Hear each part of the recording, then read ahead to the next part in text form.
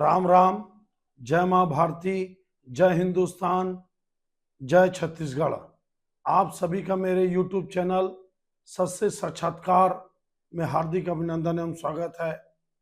आज देश विदेश दुनिया के समस्त सनातनियों के लिए पवित्र दिन धनतेरस है। मैं समस्त देशवासियों को, देश दुनिया के समस्त सनातनियों को आज धनतेरस की ढेरों शुभकामनाएं, बधाई देता हूं। और 2 दिन बाद हम सबका महान पर्व दीपावली, गोवर्धन पूजा और हमारे छत्तीसगढ़ में जो मातर होता है, मैं सबको, समस्त छत्तीसगढ़ वासियों को, देशवासियों को सभी इन महान पर्वों की ढेरों शुभकामनाएं, बधाई देता हूं। उम्मीद करता हूं कि हम सब सभी सनातनियों का धन भंडार हमेशा भरा रहेगा।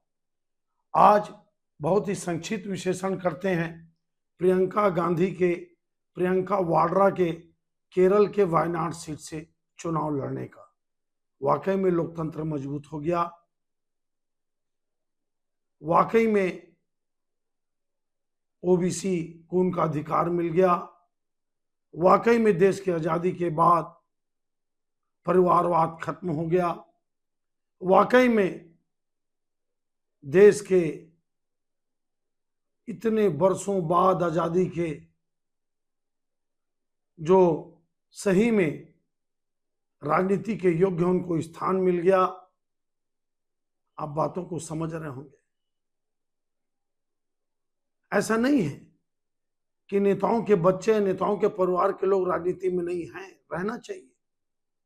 कहीं कोई किसी को परेशानी नहीं हो सकती, लेकिन एक परिवार ही तय करे। अब आप बताइए, सोनिया गांधी राज्यसभा में, राहुल गांधी लोकसभा में और प्रियंका गांधी जी वायनाड से चुनाव लड़ रही हैं। लगभग जीतेंगी ऐसा मेरे को लगता है। क्यों गए? ये तो उत्तर प्रदेश के नेता थे, ये तो उत्तर प्रदेश के रायबरेली अमेठी से लड़ते थे। राहुल गांधी जी रायबरेली क्यों नहीं छोड़े, वायनाड ही क्यों छोड़े? ये भी एक बहुत बड़ा प्रश्न है। मेरा आज आकलन और विश्लेषण करने का, समीक्षा करने का कारण ही यही है। आप कमेंट्स करके बताइएगा। सभी मेरे व्यूअर्स से मेरा विनती है कि राहुल गांधी जी 2 सीट से जीते, रायबरेली जो उनकी मां की सीट थी और वायनाड जो केरल की सीट थी, तो वो रायबरेली क्यों नहीं छोड़े? जबकि वो खुलेआम उत्तर भारतीयों को, उत्तर क्षेत्र के मतदाताओं को, उत्तर प्रदेश, बिहार, मध्य प्रदेश, छत्तीसगढ़, राजस्थान, गुजरात, बिहार, बंगाल, इनको नासमझ, बेवकूफ और मूर्ख बोल चुके थे। तो फिर बुद्धिमान एरिया को वो क्यों छोड़ दिए? क्यों वायनाड को छोड़ दिए? क्यों? मैं बताऊं आपको। क्योंकि वहां पे ईसाई समाज और मुस्लिम समाज लगभग 50% के आसपास, 60% के आसपास बैठता है, और वहां पर भारतीय जनता पार्टी, हिंदूवादी ताकतें कमजोर हैं। हिम्मत दिखाना था रायबरेली छोड़कर, क्योंकि ये माना जाता है, ये बोला जाता है कांग्रेस की ओर से, जब भी चुनाव होते हैं, कि प्रियंका गांधी की नाक इंदिरा गांधी से मिलती है, प्रियंका गांधी का माथा इंदिरा गांधी से मिलता है, प्रियंका वाड्रा का बाल इंदिरा गांधी से मिलता है।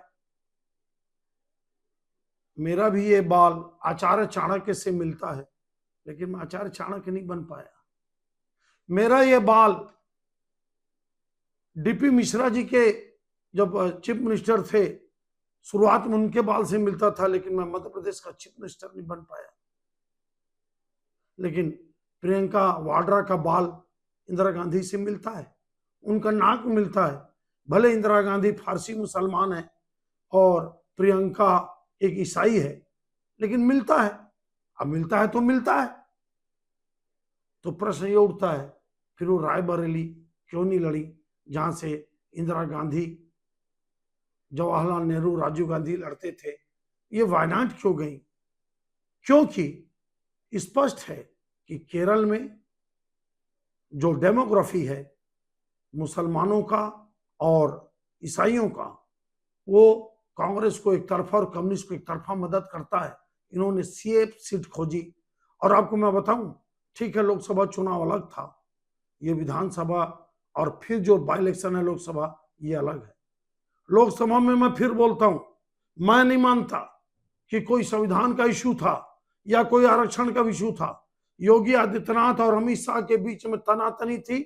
अमित शाह जी ने एक तरफा टिकट बांटा, हारने वालों को टिकट दिया, योगी आदित्यनाथ जी को इग्नोर किया गया। उत्तर प्रदेश का रिजल्ट इसका एक सबसे बड़ा और महत्वपूर्ण कारण है। अब लोकतंत्र कितना मजबूत हो गया देखिए, मां सांसद, बेटा सांसद, अब बेटी सांसद होने वाली है। वाह रे मेरे देश की जनता, वाह रे मेरे देश के लोकतंत्र के समर्थक, वाह रे मेरे जिनका बुद्धि है।